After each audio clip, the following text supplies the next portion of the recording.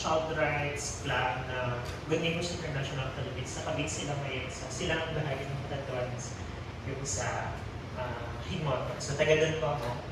So yung organization nila kaya malapit din sa akin yung karapatang pambata kasi pinaglaban namin year 2016 rin yung minimum age of criminal responsibility MACR. So pumunta kami ng Senado para i-push yung legislation na yun. And sunod-sunod na yung mga DRR and trainings na yun. So malapit din sa DRR trainings. And then after that, nung nasa Good Neighbors Philippines, nakita namin yung malaking pagbabago sa klima. Kasi meron pong mga organization na natutulong sa amin through Facebook na mag-join kami sa mga organizations na. Doon namin ako-assist sa Philippines. So si SIA, Terrestrial Environment Protectors of the Philippines. Kaya medyo naging malapit din sa akin yung environment of DRR kasi palagi kami binabagyo. So yun din yung pasimula ng parang pag-alam ng damdamin para mas ito community development work. So after nung first year, nag-start na ako parang mag-social work sana. Pero since walang social work sa Catanduanes, so mas pinakamalapit yung political science. So kaya na din. So habang nasa college po, binuild namin yung organization. So second year college, ang name niya ay si Race for Habitat. Kasi parang gusto namin na isentro yung action namin sa kalikasan. Tapos hanggang sa napalitan yun dahil gusto namin magkaroon ng inclusion. So naging visible inclusion siya. So nung nakita namin na kailangan meron ng identity yung organization na dapat isa lang hanggang sa magpatuloy. Kasi sa mga nakatrabaho rin ng mga organization, normal sa kanila yung nagpapalit ng pangalan. Pero parang hindi siya good kung palagitan. So yun. So ito po yung founders ng organization.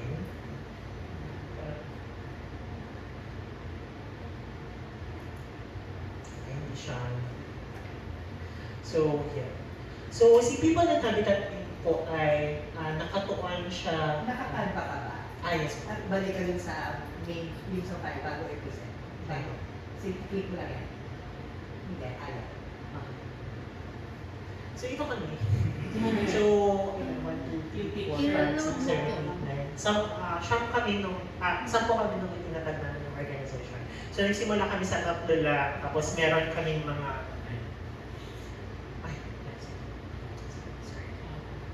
Baka yun yung kasi hindi siya na-down yung general of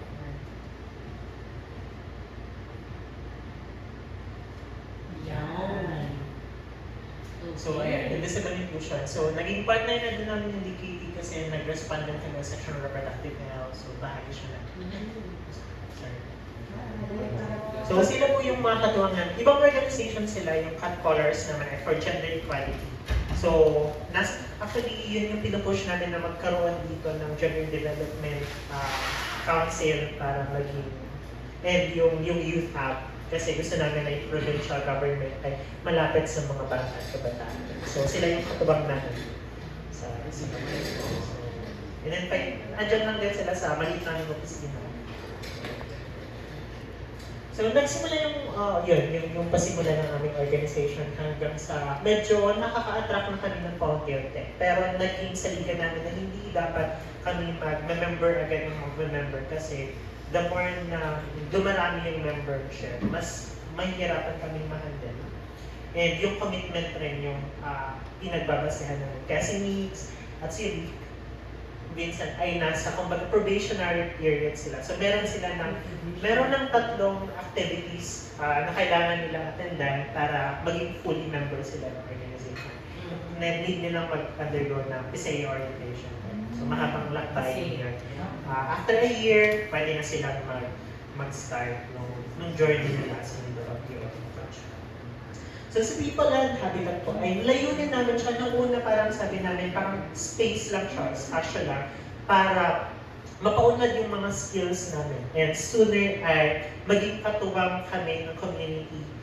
Hindi namin iniisip before na makapagpa-SAC registration. Parang, kasi plan ko din before na magmanala. Kasi mas marami yung opportunity to. Pero although masyado yung opportunity dito, kami yung parang nag-create ng opportunity for them. So gusto namin na yung organization ay manatiling community-based. nakatuon siya sa kakayahan ng bawat isa. Magkakaiba, iba yung mga kakayahan ng membro ng organisasyon. Pero gusto namin yung tipunin para yun yung maging kasangkapan namin sa pagbubuo ng mas magandang organisasyon. Ito po ay tinatag ng kabataan at isang spasyo para sa co-creation. So, ang pinaka-layunin ng organization ay ma-advance yung mga karapatang pantao pagdating sa populasyon, kalusugan, kapaligiran, at mabuting pamamahala at demokrasiya. Naka-anchor din sa kataganan na for healthier people in the planet. So yung mantra namin na nurturing harmony ay nakaayon siya, iniimbadi niya yung 4 na areas: harmony with nature, intergenerational harmony, dahil meron kaming paniniwala na hindi namin ma-achieve yung mga bagay na meron kami kung hindi dahil sa mga nakaraang henerasyon. At gusto namin protektahan din yung mga susunod na henerasyon na sa pamamagitan ng pagpapalakas ng aming mga kapalaran. Yung social harmony, kung saan yung mga polisiya, ng gobyerno, mga civil society organizations ay nagkakaisa para magtaguyod ng mga polisiya, mga programa na naka-anchor sa karapatan nila. And the harmony and governance. So pakikipag-ugnayan sa pamahalaan. Kaya gusto din namin actually na hindi maging grant dependent, maging dependent sa mga grants, donations, yung organization namin. Kundi gusto namin na tahakin yung local special bodies kasi ayun yung merong mga pondo at gusto namin mas ma-impact yung mga policies na yun kasi gobyerno yung may pondo. And sila yun rin yung may kasangkapan na baguhin yung kasalukuyang system. So gusto namin na maging yung kasalukuyang daigdig natin ay a little softer, a little kinder, and a little warmer. So dahil naniniwala kami na ang bawat isa sa amin ay merong layunin once na mahanap nila yung kanilang purpose. So nagpapatuloy kami dahil yung hunger for love is much more difficult to remove from the hunger for wealth. So kapag nahanap mo yung purpose of life, yung passion mo in life, mahirap na siya pang-agad. Magpapatuloy siya kahit ano pang mga challenges, balakid, yung pwedeng kaharapin. So, and puno tayo ng mga talento, kaya ayaw namin sayangin yun. Kaya nakatuon yung organisasyon sa skills ng bawat member. So, ito yung mga ginagawa ng People and Habitat. So, katuwang yung cut colors. So, gumawa kami ng policy na isinabit namin sa nag-iiyak pa kami ng policies. Ito yung isa sa mga example sa Section of Reproductive Health kung saan nakipag-ugnayan kami sa mga SCG sa local legislative body para gawing mas human rights, child rights based yung mga plano, especially na may kinalaman sa mga bata. So ito ay sa Section of Reproductive Health ng Section of Reproductive Health. So nagre-respond din kami sa mga emergencies, disasters, katulad ang iba't ibang mga organisasyon sa community, sa schools. So isa ito yung Typhoon Uwan, ito ay Tropical Storm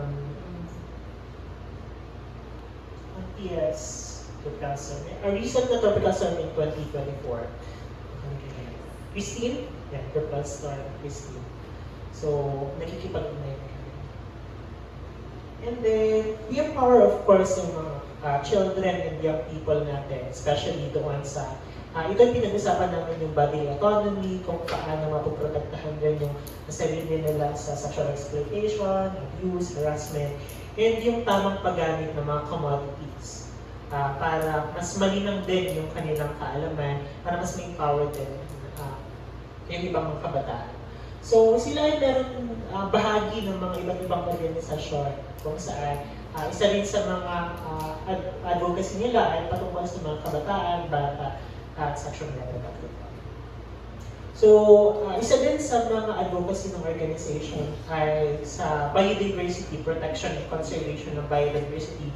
Kasi nga naniniwala kami na yung nature, kung napangangalagaan natin yung kalikasan, ay pangangalagaan din nila tayo. So, isa yun yung naghahawak si Ate Liz ng snake. So, in-introduce namin yung community na hindi nakakatakot yung mga wildlife actually. Kung naiintindihan lamang natin yung kanilang behavior, kung naiintindihan lamang natin sila. So, hindi tayo o hindi sila yung dapat makaintindi sa atin, kundi tayo yung intindi sa atin.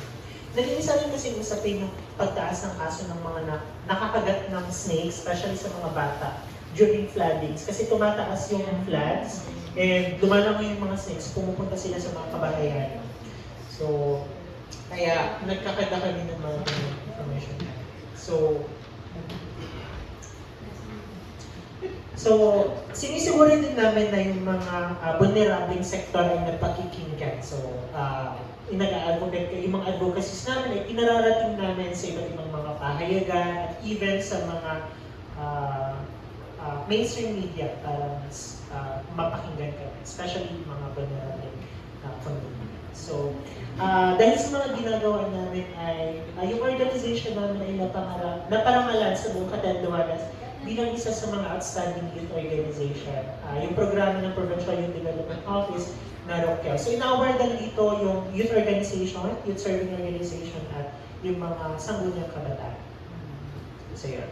So, kaya, yun, bilang yung mga ginagawa namin ay nakikita namin merong impact. So, nag-take kami ng space and gumagawa din kami ng spasyo para sa iba't ibang mga vulnerable sector. So, yun. So, bukod sa lokal na ginagawa namin, ay nakikipag-ugnayan din kami sa iba't ibang mga networks. So, bahagi kami ngayon ng Magayon DI Network, yung Diversity, Equity, and Inclusion. Kung saan, yun yung inaasikaso namin ngayon na magkaroon kami ng GEDC policy, Gender Equality, Disability, and Social Inclusion. Na ngayon ay nakapending pa sa aming pag-usap. Kasi hindi rin, kaka-register lang namin sa sex. So, ang dami na mga policies na nakapending. Ipapakita din namin yung gawin na. So, naging bahagi rin kami ng network on Free-to-Be Youth Hub. Yung Free-to-Be Youth Hub ay organisasyon siya ng mga youth organization working on sexual reproductive health and young key populations. At iba-ibang key populations, hindi lang young people on HIV and sexual reproductive health.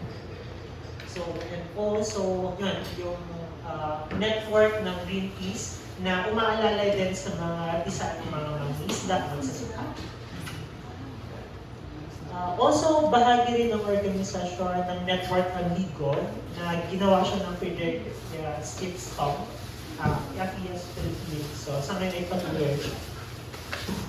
So, yun. So, na-awardan din yung organisasyon namin na bilang isa sa mga outstanding na proyekto pagdating sa pag-responde sa sexual reproductive health. Ganda niya things. So, nilipad namin sila, yung mga si GL, yung mga ibang members namin to Manila para mas makapagpalawak ng mga network. At yun nga, before walang organisasyon si GL, nasa Kalibang-bang lang. Ngayon ay meron na sila ng organisasyon na listed sa probinsya at province-wide na rin yung pledge nila. So marami na rin natutulungan yung organisasyon, especially sa pagbubuo ng mga. Tapos partner niyo sila. Yeah. May agreement kayo with them. Wala pa sila ng legal registration. Pero parang informal pa lang yung So wala pang wala. Kasi parang may inaasikaso din sila at the internal level. Pero yung Provincial Youth Development Office, yun yung parang nagbubuklod sa amin para magkaroon ng So, ayan din, si Sangguniang Bayan ng Iraq through Councilor Lai ay kinamend yung organisasyon sa mga outstanding na youth development programs na ginagawa namin sa Iraq. Yung isa sa panawagan namin ngayon ay yung pagpasa ng Climate Accountability Bill na hindi lamang mga vulnerable sector sa Catanduanes, kundi pati mga bata at mga kabautan na yung affected. So, kung bibigyan lamang kami ng plataforma para magpatuloy, ay gagawin din namin yun. Kaya nag-member kami sa local special. Ito yung isa sa mga project. Hindi naman. Pero na-invite lang naman si Rachel. Ay, sorry. Kilala ko siya as coach. Si Dominic. Si Dominic. Yeah. Si Sir Dominic. Dati siya Tayo na. nasa development siya before. Pero documentary din siya. So, ayun lamang po. Meron po ba kayong natanong?